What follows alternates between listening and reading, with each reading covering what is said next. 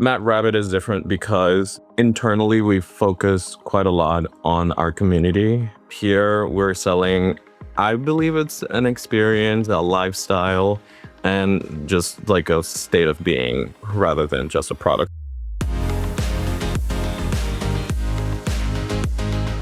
Hey folks, excited for today's podcast with Aaron and Irving. We learn a lot about tattoos, something I knew nothing about, but more importantly, how to launch a membership program, more importantly, how you're using AI with your brand, and just a lot of really good tidbits if you own your own brand. Thank you, folks. Welcome to another episode of the e-commerce toolbox experts perspective. Joining us today, we have Irving and Aaron from Mad Rabbit. Really excited to have you on the show today. Thanks. Thank you. Awesome. Well, Aaron, I'll kick it off to you to kick us off. Maybe give us a brief introduction to who you are and your career journey so far.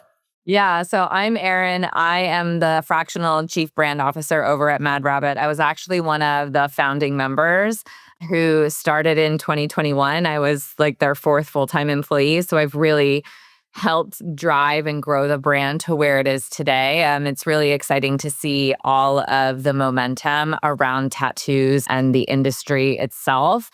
It's no longer a really niche category, so it's fun to really see that the North America beauty category is really growing with these other standards.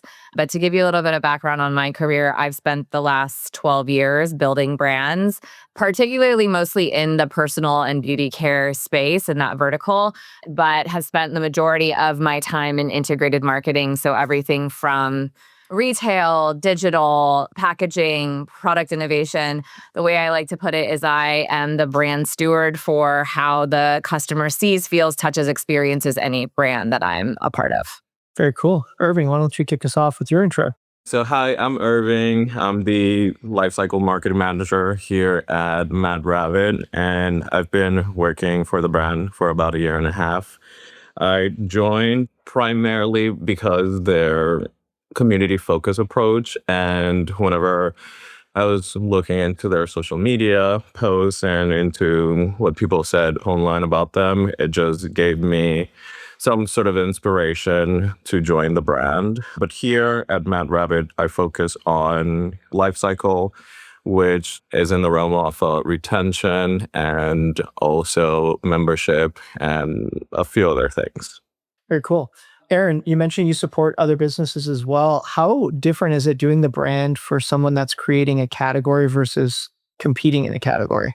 I think I don't ever approach it that way. So I always approach it as we need to have a strong POD, whether the category exists or not. So I think that's really important and relevant to today's brand strategy. I think the talking point there really is around how we create and craft a brand story and a brand world that a customer really wants to adopt to. So for example, I work for a teen skincare brand.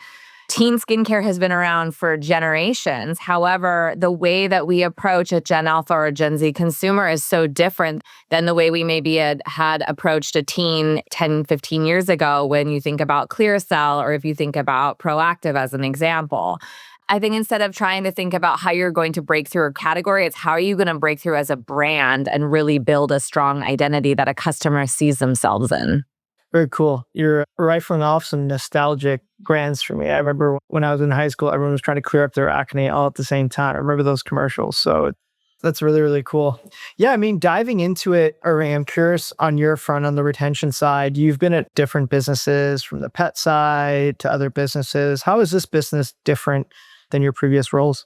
I think I mentioned a little bit about it in my previous answer, but this one, Matt Rabbit is different because internally we focus quite a lot on our community and knowing about whatever's trending in tattoo culture, pretty much anything and everything about tattoo culture. In other brands that I've been with, for the most part, we just focused on selling a product. But here we're selling, I believe it's an experience, a lifestyle, and just like a state of being rather than just a product. So that's like the primary difference between here and any other brands.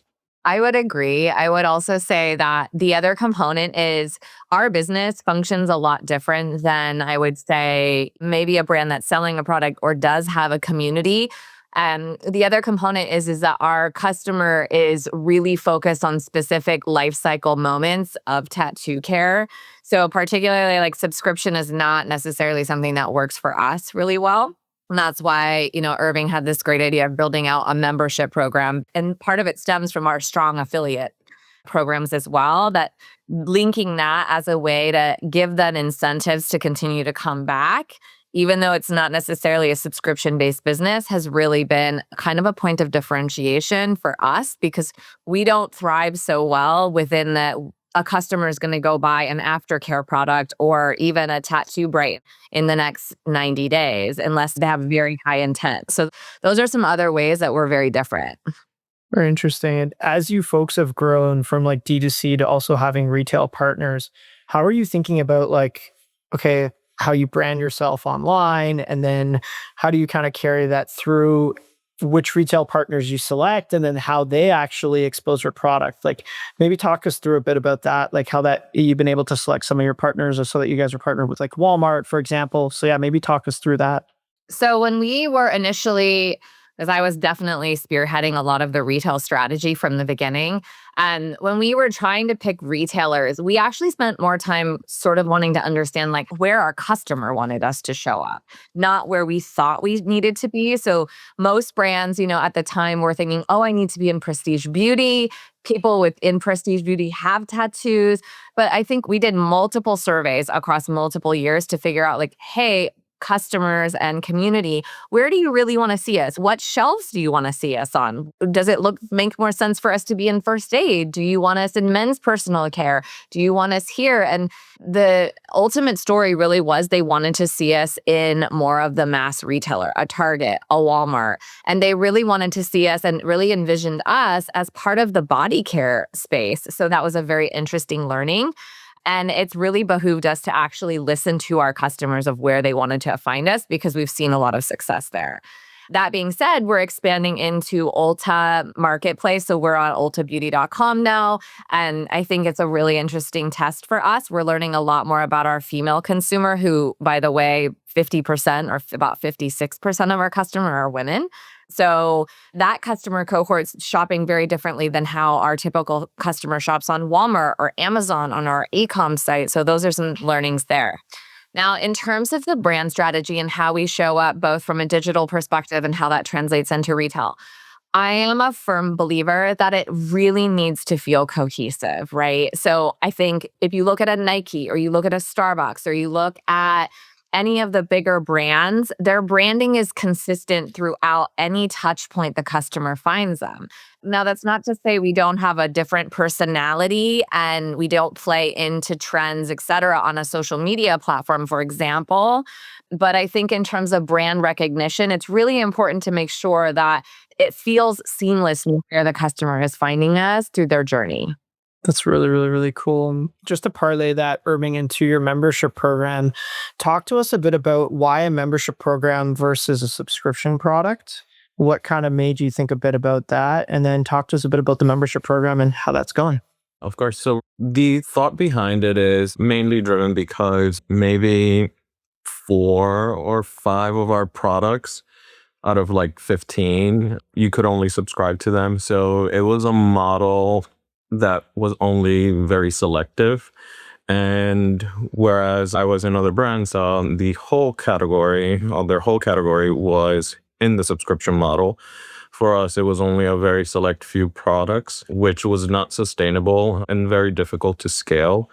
For the membership, the way that we were thinking about it was that we have a very loyal consumer base and a very loyal fan base wherever they are. So we were trying to capitalize on that kind of momentum and build the membership program around it.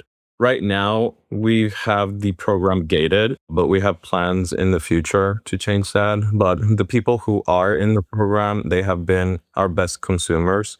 They have the highest LTV, the highest repeat purchase rate within a specific period of time, let's say the last 12 months. So the program has been working much better than the subscription, and people are able to purchase pretty much any product rather than the select few that the subscription offered.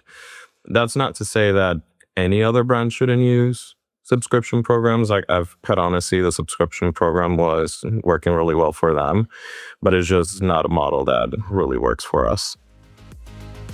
If you're listening to the e-commerce toolbox, you're entitled to a podcast exclusive website audit. Go to noibu.com/podcast-audit for a free scan that uncovers the hidden friction blocking your conversions and shows you where you're leaking revenue. I'm curious because I'm a bit of a tattoo novice, if I'm going to be honest. I don't have any tattoos.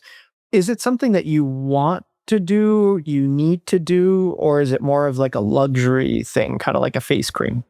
Or is it more of like a brushing your teeth in terms of like using your products? So I think it is a must have. I think there are multiple ways that you can try to heal or recover a new tattoo as an example. However, we've done a lot of research. We've partnered with dermatologists on the right products, the right ingredients to support the actual health and recovery of micro wounds, which essentially is what a tattoo is. So I would argue to say it's something that you must do in order for it to actually heal properly, for it to continue to thrive so that you don't get like irregular ink pulling, you don't get irregular scabbing, because all of those things contribute to essentially bad tattoos at the end of the day. So our goal is to really provide you a solution that's going to support the best tattoos that you can have. Now, in terms of like long-term care, I think it is important to use products that have ingredients that are going to support that as well. I'll give you another example. So sunscreen. Sunscreen can be argued that that product is a luxury product, that you'd only need to use it during certain times of the day, certain outings, et cetera. But actually, the impacts of blue light, for example, on your computer are UV rays from that are impacting your skin. I would say, like the light coming from the window is impacting your skin. I think people aren't thinking about it. So, as an example, sunscreen is really necessary. Then you add another layer into that and you think about, well, should I be using chemical sunscreens or mineral sunscreens? Chemical isn't going to have as much of a white cast.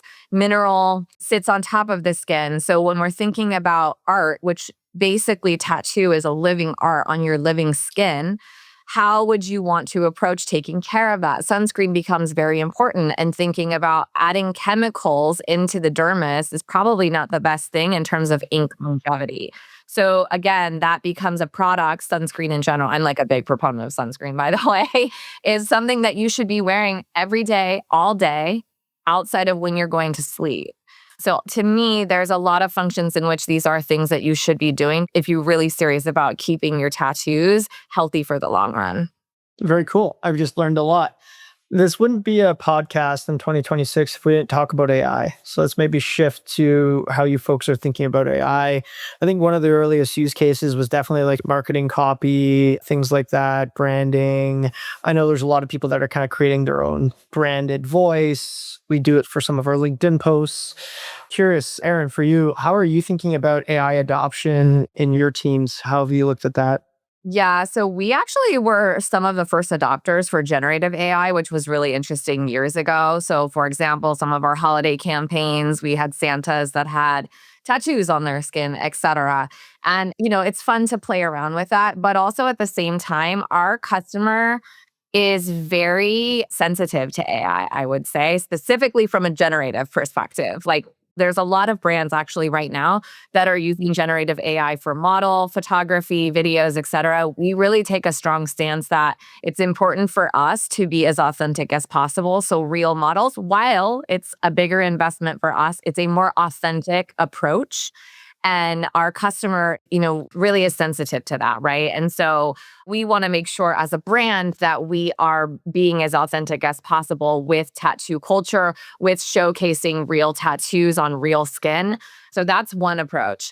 Now, in terms of optimization from messaging, et cetera, I think to ignore AI is silly. I think it really has helped optimize our roles in so many ways, but I don't think it should be the end all be all in our communication strategy. At the end of the day, the customer loves the speed to market with AI and the innovation with AI, but there's still a humanity level that needs to be implemented. They don't want to feel like it's AI. So it's really a big balance in how you leverage it. Yeah, it makes sense. I'm seeing like kind of in retail, people are looking at it two ways. One for operational efficiency, so getting employees to use AI. And then another one is like AI content, AI copywriting. And that one's a bit more like finicky, right? Like, because that's where you have to be a bit more careful. If your images are all AI generated and it looks like a cartoon, then like that's probably not the move, right? Irving, curious for your role, how are you thinking about like retention, lifecycle marketing, and things that are kind of all relevant to you when it comes to AI? I feel like, Aaron, you mentioned quite a lot of the points that I was going to mention, but generally, AI, quite honestly, I've been working with it maybe for like 2 to 3 months, but it has been very useful in terms of operations right now. It does help with speed, analysis, and testing. Also, whenever we need to like create some copy for pretty much any messaging. But the one thing that it does lack is a soul. So whenever we get anything from AI, we'd have to like run it through pretty much Aaron just to make sure that it has the brand in there. Just because it hits some of the points, but it's just not quite right.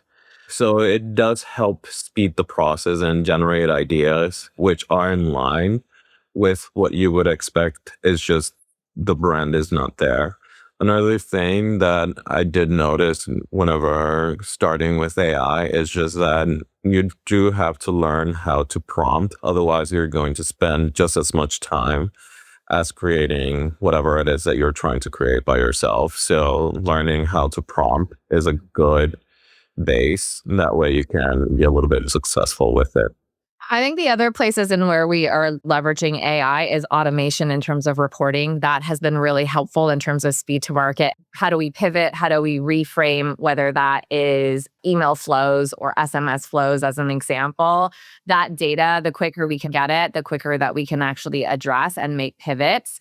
So I think in terms of retention, those are some other ways that we really leverage it and to ensure that we're staying one on top of the trends, we're improving our open rates, we're improving conversion rates, we're always evolving. Those are some other critical ways that we're kind of leveraging it within the space. Very cool. As we're looking to wrap up, I'm curious, Aaron, a question for you because you mentioned you joined pretty early on. At what moment did you know that the business had product market fit? Like, is there a distinct moment? It's really funny you asked that question. So when I had joined, I have many friends in the beauty industry. They were like, "What is Mad Rabbit? Never heard of this brand." And I already had tattoos. Actually, in my interview, one of the team members I was interviewing with at the time, he's like, "Do you have tattoos?" They're like, "It's not a requirement, but we want to sort of understand, like, do you understand the culture?" And I was like, "Yeah, I have like 7. You just can't see them." Now I have like 15, which is kind of wild to think about, but it happens being in the space. But in terms of the market fit, where I really saw the opportunity, I mean, when I joined and we had only really been around for a year and a half when I had joined, we'd already built our Instagram following to 100,000 followers. I think I already saw the appetite, and tattoo culture was continuing to grow. Historically, if you look at it from like 2012, about 20% of North Americans had at least one tattoo, in comparison to like if you fast forward to 2022, which was like less than a year after I had started. I had started in September 2021, and by like February 2022, a new survey came out. About 41% of North Americans had at least one. So you're talking about a double in a decade. So I think I kind of understood that there was product fit right away, just because of the growth segments that I was seeing, what was happening within the COVID space. So as an example, like that was kind of like sort of the beginning still of COVID. And people were at this point in their life cycle where they're like, "You know what? I don't know how much time. Life is confusing. The world is confusing right now. I want to do all of the things I was never going to do before." And you saw a surge of increase of people getting tattoos because they wanted to express themselves. So I think that was kind of a peak moment for me. I also just really love niche building categories. I think I have this knack of sort of understanding the consumer mindset, what's happening. I spent a lot of time trying to understand consumers in general.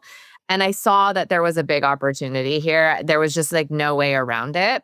And then I think when we were able to finally get into retail, which we secured that in beginning of 2023 and then launched in September of 2023 in about 2,000 Walmart doors, I really knew then like there was a lot more opportunity here. And the customer the majority of our customer at the time was coastal, but to get into Walmart doors where their primary customer is like the Midwest, the middle parts of America, you really can see there is a big opportunity at that point when a big retailer like that wants to take a bet on you.